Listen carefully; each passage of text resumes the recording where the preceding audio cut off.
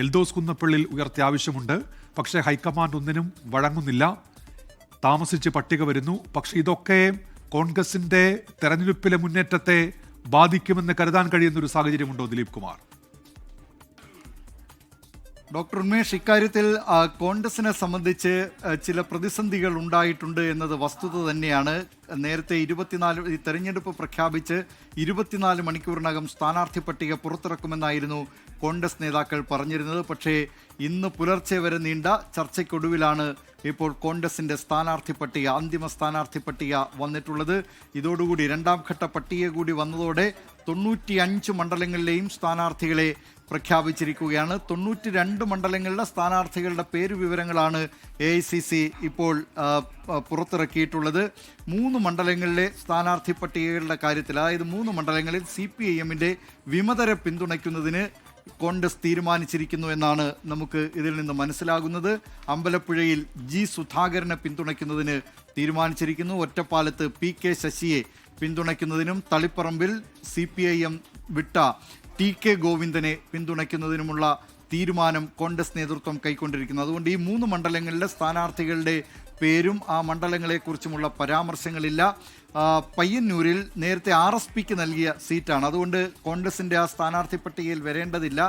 RSP അവിടെ CPIM വിമതനായുള്ള കുഞ്ഞികൃഷ്ണനെ പിന്തുണയ്ക്കുന്നതിന് നേരത്തെ തന്നെ തീരുമാനിച്ചിരുന്നതാണ്. അങ്ങനെ ഈ മണ്ഡലങ്ങളിലൊക്കെ CPIM വിമതരെ പിന്തുണയ്ക്കുന്നതിനുള്ള തീരുമാനം 4 മണ്ഡലങ്ങളിലും അതാണ് UDF എന്ന നിലയിൽ കൈക്കൊണ്ടിരിക്കുന്നത്.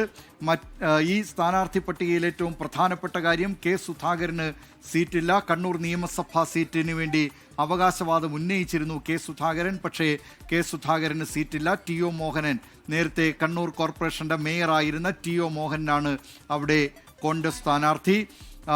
എൽദോസ് കുന്നപ്പള്ളി പെരുമ്പാവൂരിലെ സിറ്റിംഗ് MLA ആയിരുന്നു. 2 വട്ടം MLA ആയിരുന്ന എൽദോസ് കുന്നപ്പള്ളിന് സീറ്റില്ല.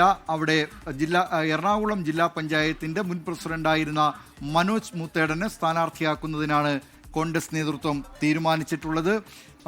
അത് ദീപ്തി മേരി വർഗീസിന് സീറ്റില്ല. കൊച്ചി സീറ്റാണ് ദീപ്തി മേരി വർഗീസിന് ലഭിക്കും എന്ന് അവർ പ്രതീക്ഷിച്ചിരുന്നത്. KC വേണുഗോപാൽ ശക്തമായി ദീപ്തി മേരി വർഗീസിനെ സ്ഥാനാർത്ഥിത്വത്തിനു വേണ്ടി വാദിക്കുകയും ചെയ്തിരുന്നു. പക്ഷേ അവിടെ VD Satheesan, Ernakulam DCC president Muhammad ഷിയാസിന് വേണ്ടി ശക്തമായി നിലയുറപ്പിച്ചു. ഇതിൻ്റെ ചർച്ചയിലൊക്കെ VD സതീശൻ്റെ ഇടപെടൽ വളരെ നിർണായകമായിരുന്നു. കൊച്ചി സീറ്റിൽ, കൊച്ചി മണ്ഡലത്തിൽ എറണാകുളം DCC പ്രസിഡന്റ് മുഹമ്മദ് ഷിയാസിനെ മത്സരിപ്പിക്കുന്നതിന് കോൺഗ്രസ് നേതൃത്വം തീരുമാനിച്ചിരിക്കുന്നു. വൈപ്പിനിലാണ് മുൻ മേയറായിരുന്ന ടോണി ചമ്മിണി, കഴിഞ്ഞ തവണ കൊച്ചിയിൽ UDFന്റെ സ്ഥാനാർത്ഥിയായിരുന്നു ടോണി ചമ്മിണിയെ വൈപ്പിനിലേക്ക്, അവിടെ CPM-ന്റെ സിറ്റിംഗ് സീറ്റാണ്, അവിടുത്തെ സിറ്റിംഗ് MLA KN ഉണ്ണികൃഷ്ണനെ CPIM തൃപ്പൂണിത്തുറയിലേക്ക് മാറ്റിയിട്ടുണ്ട്. ആ സീറ്റിൽ ടോണി ചമ്മിണിയാണ് നിയോഗിച്ചിരിക്കുന്നത്. തൃപ്പൂണിത്തുറ K. ബാബുവിൻ്റെ മണ്ഡലമായിരുന്ന തൃപ്പൂണിത്തുറയിൽ ഇത്തവണ മത്സരിക്കാനില്ലെന്ന് K. ബാബു നേതൃത്വത്തെ അറിയിച്ചു. ഇതേ തുടർന്ന് ഇപ്പോൾ അവിടെ സ്ഥാനാർത്ഥിയാകാൻ നറുക്ക് വീണിരിക്കുന്നത് കൊച്ചി നഗരസഭയുടെ, കൊച്ചി കോർപ്പറേഷൻ്റെ ഡെപ്യൂട്ടി മേയറായിട്ടുള്ള ദീപക് ജോയിക്കാണ്. ഉദുമയിൽ K.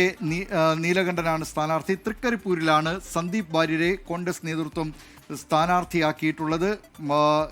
ഇത് സ്ഥാനാർത്ഥി പട്ടിക നോക്കുമ്പോൾ KSU സംസ്ഥാന പ്രസിഡന്റ് അലോഷ്യസ് സേവ്യറിനും സീറ്റില്ല എന്നതാണ് പ്രധാനപ്പെട്ട കാര്യം. UDF കൺവീനർ അടൂർ പ്രകാശിന് സീറ്റില്ല. കോന്നിയിൽ സതീഷ് കൊച്ചുപറമ്പിലിനെ സ്ഥാനാർത്ഥിയാക്കുന്നതിനുള്ള തീരുമാനമാണ് കോൺഗ്രസ് നേതൃത്വം എടുത്തിരിക്കുന്നത്. ഇത്തവണ ദേവികുളം മണ്ഡലത്തിൽ 2 രാജമാർ തമ്മിലുള്ള പോരാട്ടം, 2 രാജമാരും 1 രാജേന്ദ്രനും തമ്മിലുള്ള പോരാട്ടമായിരിക്കും ദേവികുളം മണ്ഡലത്തിൽ നടക്കുക. CPIM sitting MLA A. രാജയെയാണ് സ്ഥാനാർത്ഥിയാക്കിയിട്ടുള്ളത്. കോൺഗ്രസ് ആകട്ടെ F. രാജയെയാണ് ആ മണ്ഡലത്തിൽ സ്ഥാനാർത്ഥിയാക്കിയിട്ടുള്ളത്. BJP നേരത്തെ ദേവികുളം MLA ആയിരുന്ന CPIM നേതാവായിരുന്ന S. രാജേന്ദ്രനെ അവിടെ സ്ഥാനാർത്ഥിയായി പ്രഖ്യാപിച്ചിട്ടുണ്ട്. ആറന്മുളയിൽ മന്ത്രി വീണ ജോർജിനെ നേരിടാൻ യൂത്ത് കോൺഗ്രസ് നേതാവായ അബിൻ വർക്കിയാണ് കോൺഗ്രസ് നേതൃത്വം നിർദ്ദേശിച്ചിട്ടുള്ളത്.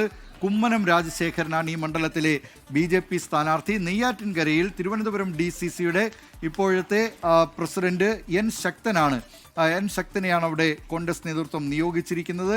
പാറശാലയിൽ നെയ്യാറ്റിൻകര സനൽ, തിരുവനന്തപുരം DCCയുടെ മുൻ അധ്യക്ഷൻ നെയ്യാറ്റിൻകര സനലിനെ നിയോഗിച്ചിരിക്കുന്നു. അരുവിക്കുര മണ്ഡലത്തിലാണ് VS ശിവകുമാർ മത്സരിക്കുക. കഴിഞ്ഞ തവണ തിരുവനന്തപുരം സെൻട്രലിലായിരുന്നു VS ശിവകുമാർ മത്സരിച്ചത്. നേമത്ത് കോൺഗ്രസ് സ്ഥാനാർത്ഥിയായി KS ശബരിനാഥിനെയാണ്, മുൻ അരുവിക്കര MLAയും ഇപ്പോൾ തിരുവനന്തപുരം നഗരസഭയിലെ കവടിയാർ ഡിവിഷൻ കൗൺസിലറുമായ KS ശബരിനാഥിനെയാണ് കോൺഗ്രസ് നേതൃത്വം നിർദ്ദേശിച്ചിരിക്കുന്നത്. ഉന്മേഷ്, ഒരു കാര്യം കൂടി, മീനാങ്കൽ കുമാർ, അടുത്തിടെ CPI വിട്ട മീനാങ്കൽ കുമാറിനെയാണ് നെടുമങ്ങാട്ട് CPIക്കാരനായ മന്ത്രി GR അനിലിനെ നേരിടാൻ കോൺഗ്രസ് നേതൃത്വം തീരുമാനം എടുത്തിരിക്കുന്നതും നിയോഗിച്ചിരിക്കുന്നതും. ലോകത്തെവിടെയായാലും ഏത് സമയത്തും 24 വാർത്തകളും ഓഗ്മെന്റഡ് റിയാലിറ്റി പാക്കേജുകളും എക്സ്പ്ലെയിനറുകളും വിശദമായി കാണാൻ ഞങ്ങളുടെ YouTube ചാനൽ നിങ്ങൾക്ക് സബ്സ്ക്രൈബ് ചെയ്യാം.